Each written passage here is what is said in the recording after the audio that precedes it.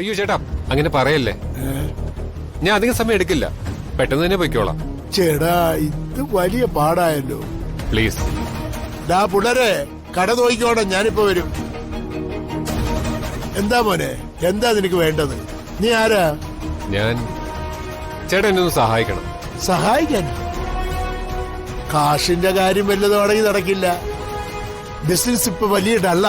ഞാൻ തന്നെ ഇപ്പൊ തട്ടിയും മുട്ടിയാ പോന്നെ. അയ്യോ അതൊന്നുമല്ല. ഒരു മിനിറ്റ്. ഇതെന്റെ അമ്മയാണ്.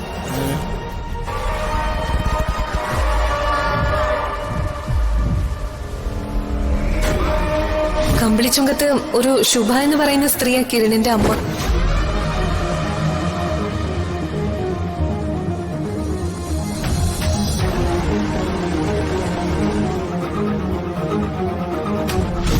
നിന്റെ അമ്മ ആരാണെന്നുള്ള തെളിവ് എനിക്ക് കാണണം. കാണിക്കാം.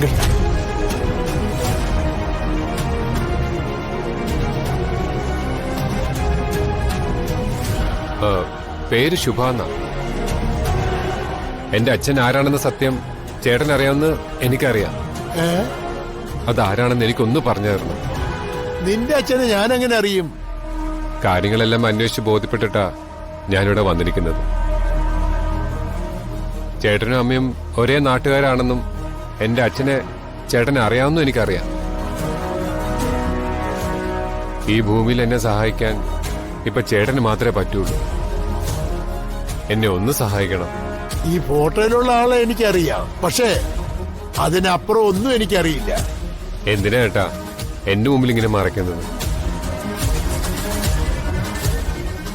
അച്ഛൻ ആരാന്നറിയാതെ നാട്ടുകാരുടെ മുന്നിൽ അപമാനിതനായി കഴിയുന്ന എന്റെ മാനസികാവസ്ഥ ചേട്ടന് മനസ്സിലാവാത്തോണ്ട. ചേട്ടാ ഞാൻ ചേട്ടന്റെ കാല് പിടിക്കാം, പ്ലീസ്. എന്നെ ഒന്ന്.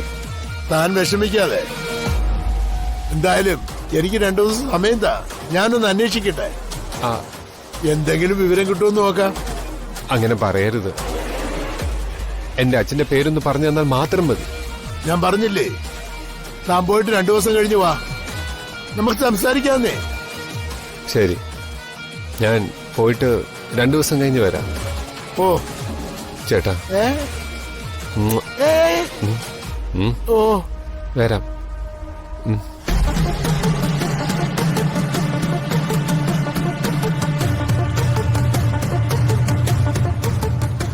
ചേടാ ഇതിപ്പോ ആരായിരിക്കും ശരി? ഇവനോ അതോ അവനോ? എങ്ങനെ കണ്ടുപിടിക്കും? നോക്കാം.